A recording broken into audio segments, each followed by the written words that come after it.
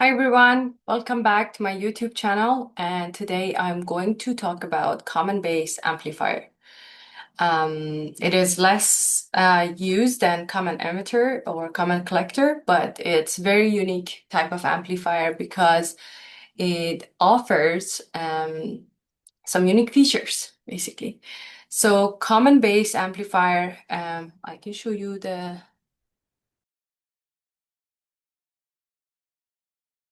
is because the base is common between the input and the output.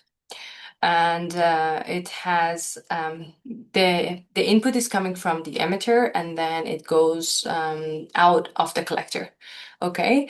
And what is the unique about common base is that it has a very low input impedance and then relatively a high output impedance. So it's very good for like a pre-amplifier for after sources or components like an antenna or a signal generator that have like low impedances. Okay.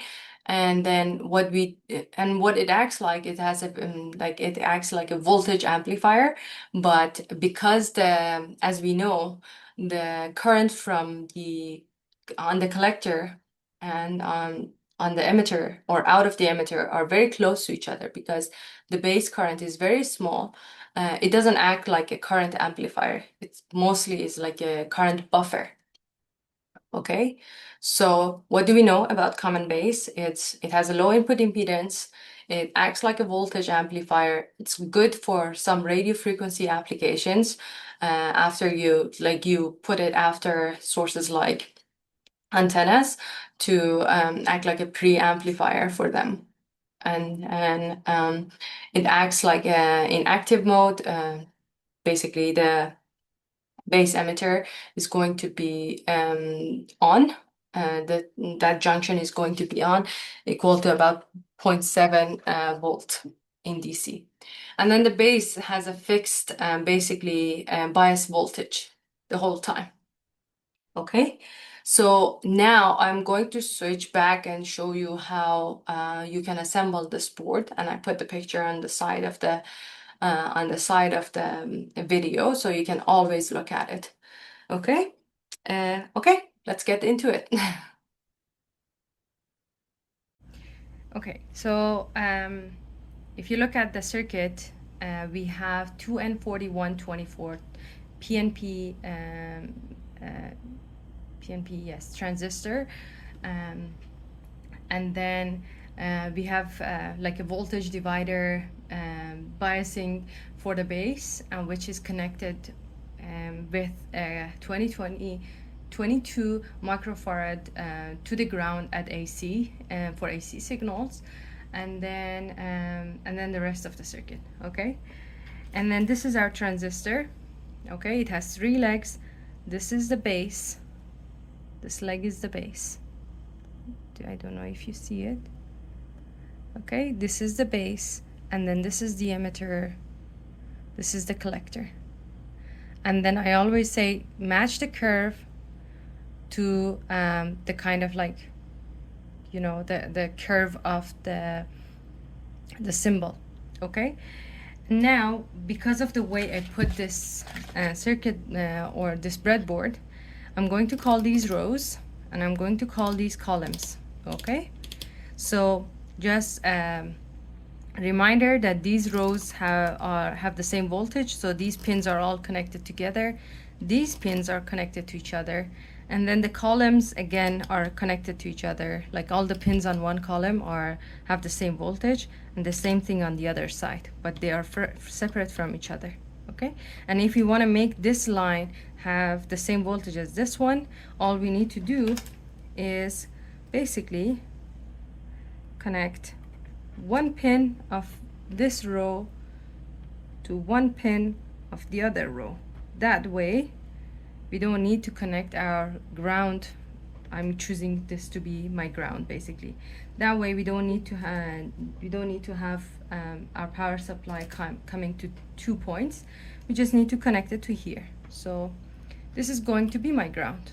It's coming when I have my power supply or battery.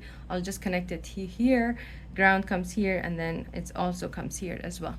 Okay, now remember that I said these columns have the same voltage. So for the common and base and the emitter to be separate, all I need to do is to put them in 3 different columns.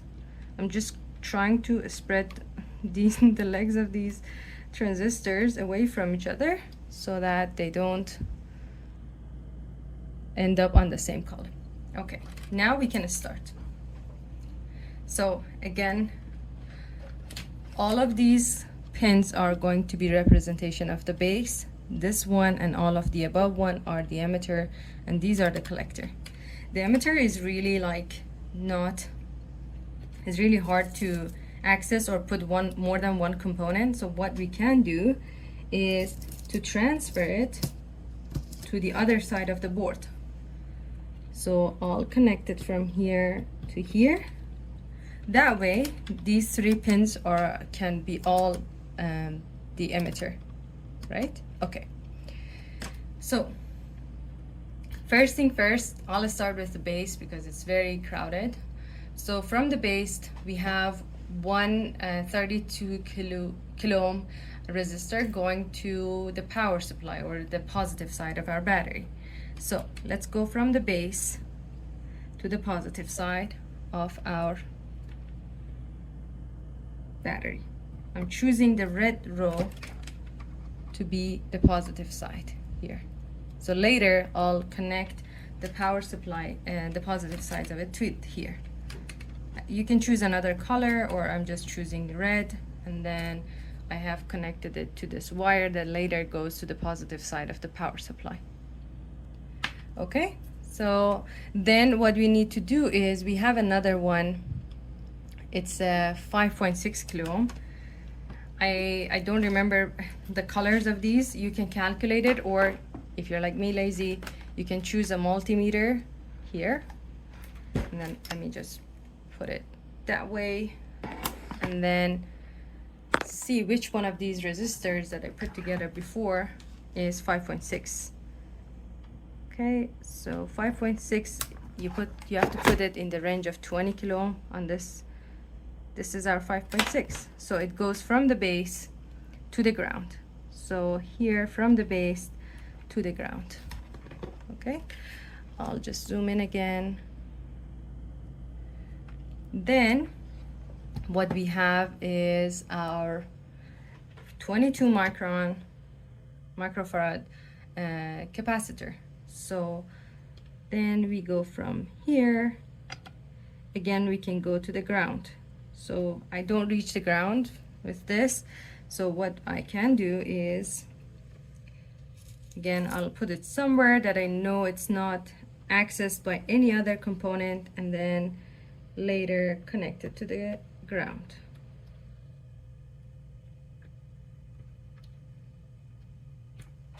Good? Okay. So this is our base. Then from the collector, we are also going to our power supply. So the collector is connected with 6.8 ohm. It's a very small resistor. So again, I'll go back to my multimeter. This is not 6.8. This is not my 6.8. This is, I almost have 5 ohm here, so considering the error, that should be fine. So 5 ohm from here to the positive side. Again, all I need to do is bring it to somewhere on the positive, which is positive row, which is on the red one. So that's how I connected it from the collector to here. Okay, and then I also need to get the output from here. So all you need to do is, again, pick any point on this row, and then later on the oscilloscope connect this one basically to one of the ports to measure the output. Okay, so the collector is done now.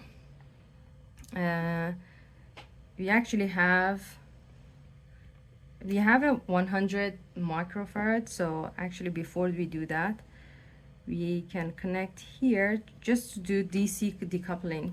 We can go from the collector to the capacitor, and then from the capacitor to our output. Okay, and then that's done. So this is our collector.